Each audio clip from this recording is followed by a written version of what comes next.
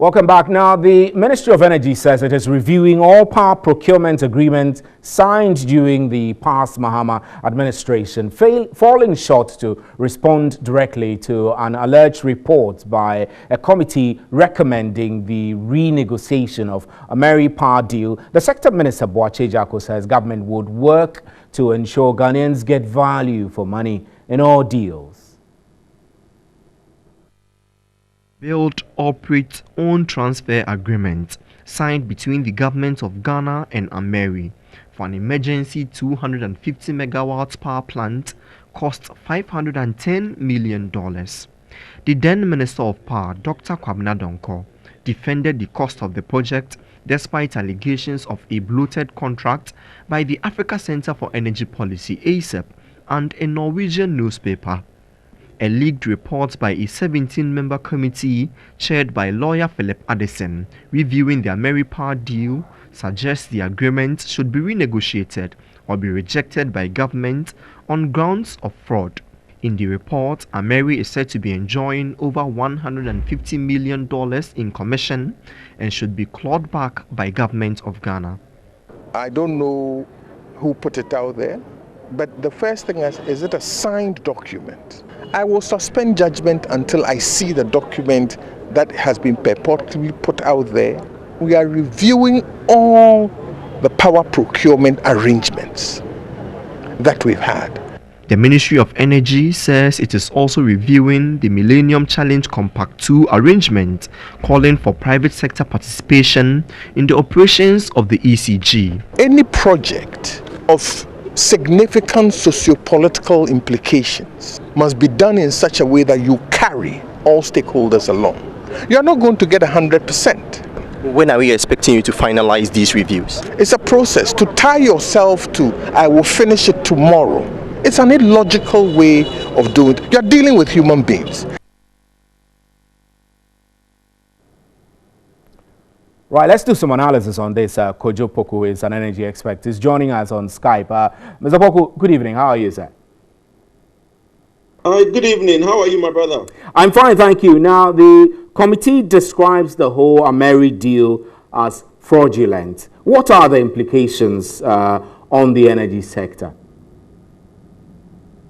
Well, let's now put it into context. The minister is saying that the report out there is not a signed copy. So, I mean, it's a speculative copy, but nevertheless, it is a report that a lot of people who worked on it that I have spoken to now vouch for the contest. So, I'm sure it is the report. But the problem with the committee that sat on the report, if the government wanted to interrogate the Ameri deal properly, the committee should not involve the very people who did the Ameri deal. Apart from three independent individuals, which is Mr. Philip Addison, Vicky Bright, and one other investment banker, all the other people in the committee were the very people who were part of the transaction that led to this Ameri deal that we have today. So to me, if the ministry wanted to do a better understanding or investigation into what transpired, they should have had a much more independent body looked at it than the very people who did the transaction. So let's look at the whole Ameri deal. I mean, I am approaching this from the standpoint of the fact that the minister has indicated this report might be true or might be false. But let's take a critical look at the Ameri deal. I know that the deal raised a lot of concerns among civil society groups and energy experts, including yourself. Now, looking back, would you say of certainty that the Ameri deal needs to be reviewed? Yes, it needs to be reviewed. But even with the if we look at what transpired, there was a company called Ameri that brought in VRE contacted. This is what we know. VRE contacted, and they were able to negotiate the plant, the generating plant, much cheaper with a Greece company, and they now negotiated the deal at 360 million Ghana cedis. They in turn now took the 360 million Ghana cedis transaction and sold it to VRA vis-a-vis the government of Ghana for 510. And there is this document, if you read the report, there is a document perpetually from a company called PPR.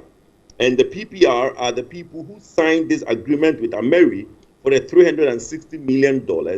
And Ameri now sold or leased the plant to Ghana government for 510. So that is the contention, that how can a plant that was negotiated for 360 million between Ameri and PPR would now be leased to Ghana or sold to Ghana for 510 over a 5-year period. So that is the contention. So that is where this $150 million come from. So now the question you ask yourself is that who is PPR? If you read the document out there, you realize that the PPR company does not get explained. Nobody mentions who PPR is. The PPR is just mentioned as one company, but then the report does not even interrogate who PPR is. So that is my little problem with that aspect of the report. You still haven't been specific to tell us whether you would recommend that the deal in its current form needs to be reviewed. But how are you going to you cannot review the deal because it was passed by Parliament. The deal has a parliamentary assent. It's very difficult in any business transaction to review a deal that has a parliamentary assent. Now, you can call them to the table to negotiate, but what are you negotiating? I mean, if they tell you that they're not going to value the deal, there is little that the government can do.